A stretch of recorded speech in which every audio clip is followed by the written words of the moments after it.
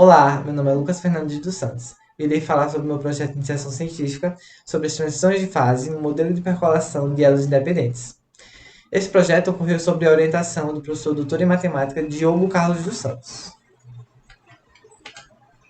Bom, mas o que seria a percolação? O processo de percolação ele pode ser definido como a passagem de um fluido por uma estrutura porosa.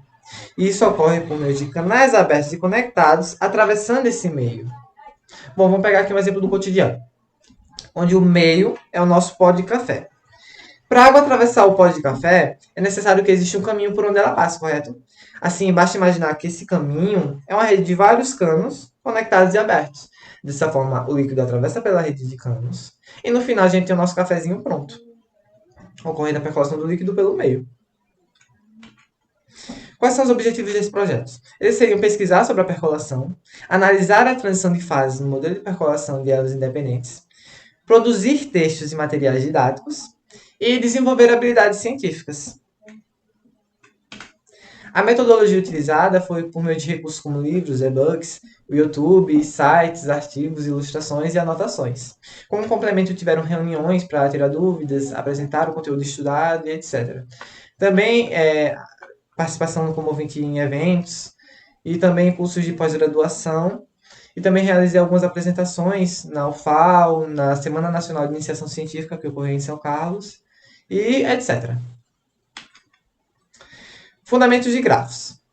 Bom, o nosso meio que eu comentei anteriormente, nós iremos representar por meio de grafos constituídos por elos e sítios, onde os nossos elos eles seriam os campos que eu falei, e os sítios vocês podem imaginar como se fossem registros que estão entre esses campos, que estão entre os elos. Bom, o elo vai ser definido como aberto de acordo com a probabilidade P no intervalo fechado 0, 1, onde se o nosso P for 0, o elo estará fechado. Se o nosso P for 1, o elo estará aberto, ou seja, dá para passar fluido por esse elo. E se o nosso P estiver entre 0 e 1, o elo pode estar aberto ou fechado. E cada elo é independente do outro, ou seja, um elo estar aberto não depende do outro estar aberto ou não. Esse modelo ele foi introduzido por Broadbent e Hamsley e ele pode ser trabalhado em diversas dimensões, dimensão 1, 2, 3, 4 e assim por diante. Aqui nós temos dois exemplos em L2, que seria basicamente o nosso gráfico de elos e sítios na dimensão 2, onde as linhas pretas representam os elos que estão abertos, que dá para passar fluido. Nesse primeiro, nós utilizamos uma probabilidade baixa, próxima de zero. Por isso que a nossa chance do elo estar aberto é pequena, dessa forma tem poucos elos abertos aqui. Nesse outro, a gente já consegue observar uma maior quantidade de elos abertos, porque nós aplicamos uma probabilidade maior. Bom, outro tema importante de estudo são os aglomerados, que eles são subgrafos aleatórios constituídos por um conjunto de sítios conectados apenas por elos abertos. Vamos pegar aqui um sítio X. Esse sítio, nós iremos analisar agora quais outros sítios estão sendo conectados a ele apenas por elos abertos. Bom, nós temos um aqui nessa ponta e outro aqui nessa ponta, que estão sendo conectados a X apenas por elos abertos. Dessa forma, esse daqui é o aglomerado do sítio X. E o tamanho desse aglomerado vai ser definido pela quantidade de sítios que estão sendo conectados. Bom, na matemática é interessante a gente estudar quando o meio possui tamanho infinito, ou seja, infinitos elos. Assim, a percolação só irá ocorrer se o aglomerado também tiver tamanho infinito. Bom, por quê? O meio aqui tem tamanho infinito, então tem infinitos elos. Para a percolação ocorrer, atravessar daqui até aqui, vai ser necessário um caminho de elos conectados e abertos de tamanho infinito. Assim, esse caminho também vai formar um aglomerado de tamanho infinito. Por isso, para a percolação ocorrer, seria necessário um aglomerado de tamanho infinito, ou seja, que atravessa daqui até aqui. E nós iremos definir como sendo a probabilidade do aglomerado ter tamanho infinito, sendo θ de P, onde P é a probabilidadezinha aplicada. E o aglomerado da origem, basicamente, nós vamos pegar a origem do gráfico que a gente está analisando. Com essas informações, a gente já consegue definir o ponto crítico, onde se a nossa probabilidade for menor que o ponto crítico, então o aglomerado da origem não tem tamanho infinito, e essa é a fase subcrítica. Na fase crítica, é quando a nossa probabilidade é igual ao ponto crítico, e na fase supercrítica, é quando a nossa probabilidade é maior que o ponto crítico. Então, dessa forma, já existe sim uma chance do aglomerado ter tamanho infinito, o aglomerado da origem ter tamanho infinito. Bom, para provar a existência da fase subcrítica, nós vamos necessitar desse lema aqui, que nos diz que, em LD, consideramos γn o conjunto de caminhos de tamanho n que começam na origem. Bom, eu falei muito de caminho, mas não defini o que é um caminho. É uma sequência alternada de sítios e elos, onde ele não repete os sítios. Ou seja, nós temos lá sítio, elo, sítio, elo, sítio, elo, sítio. Só que esses sítios eles não irão se repetir. Assim, o caminho ele não vai ter uma interseção com si mesmo. Tá, ok. Voltando aqui para o lema. Dessa forma, nós obtemos que módulo de gama n, onde isso representa a quantidade total de caminhos, vai ser menor ou igual a 2D vezes 2D menos 1, tudo elevado a n menos 1 aqui. Onde D é a dimensão que está sendo trabalhada. Bom, para provar a existência da fase subcrítica, a gente só tem que demonstrar esse teorema aqui, que nos diz que se P é menor que 1 sobre 2D menos 1, então a probabilidade do aglomerado da origem ter tamanho infinito é igual a zero.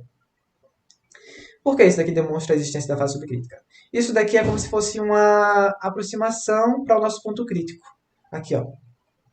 Se vocês forem parar para analisar, é bem semelhante a formatação que ele possui. Voltando aqui. Agora, partindo para a prova desse teorema, nós obtemos que, considerando γ n, o conjunto dos caminhos de tamanho n que começa na origem, note que, para qualquer n pertencente aos naturais, é válido que... Bom, o aglomerado da origem ter tamanho infinito vai estar contido na união de alguns caminhos de γ n que estão abertos. Nós temos uma propriedade na probabilidade que nos diz que se um conjunto está contido no outro, a probabilidade desse conjunto que está contido vai ser menor ou igual à probabilidade do conjunto que o contém. Ou seja, a probabilidade do aglomerado da origem ter tamanho infinito vai ser menor ou igual à probabilidade da união de algum desses caminhos que estão abertos. Nós temos outra propriedade que nos diz que a probabilidade da união de algum desses caminhos que estão abertos vai ser menor ou igual ao somatório da probabilidade de γ estar aberto. Bom, γ é um caminho de tamanho n, então ele tem que possuir n elos. E como a gente vai aplicar a probabilidade P em cada elo, para a gente descobrir a probabilidade desse caminho estar aberto, basta multiplicar P n vezes. Por isso fica P elevado a n aqui, ó. E o somatório a gente vai substituir pela quantidade de caminhos de γ n. Então isso daqui é igual a módulo de γ n vezes P elevado a n. Pela inequação do lema 1, nós obtemos que isso daqui vai ser menor ou igual a 2D vezes 2D menos 1 elevado a n menos 1 vezes P elevado a n. Multiplicando em cima e embaixo por 2D menos 1, nós obtemos que isso daqui vai ficar 2D menos 1 elevado a n vezes P, também podemos colocar para dentro. E colocamos lá 2D sobre 2D menos 1, foi o que restou, né? 2D sobre 2D menos 1. Nós sabemos que a probabilidade ela é maior ou igual a zero. Então, a probabilidade desse aglomerado da origem ter tamanho infinito também vai ser maior ou igual a zero.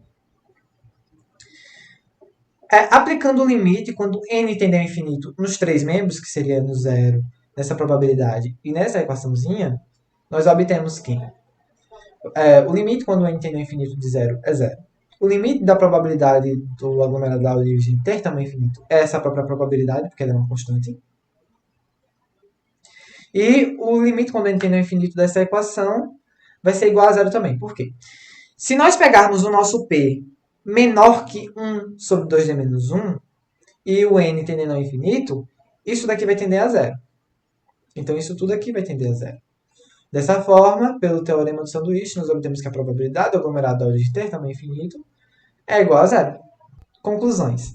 Ao longo do projeto, foi possível analisar as demonstrações de conceitos pertinentes ao tema, bem como estudar a existência da transição de fases no modelo de percolação de elos independentes.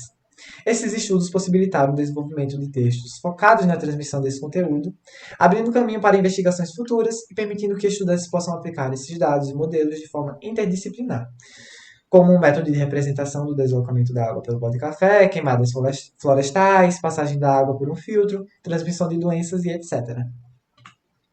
Bom, também tenho como objetivo me aprofundar mais nessa área, estudando o livro Probability on Trees and Networks, perdão, e também sobre a percolação de Bernoulli mista. Pretendo basear o meu trabalho de conclusão de curso nesses estudos e obras correlacionadas, tentando trazer uma abordagem que se diferencie dos artigos já publicados sobre esses temas. E também tenho como objetivo finalizar minha graduação e já ingressar na pós-graduação em matemática da UFAL. Obrigado pela atenção.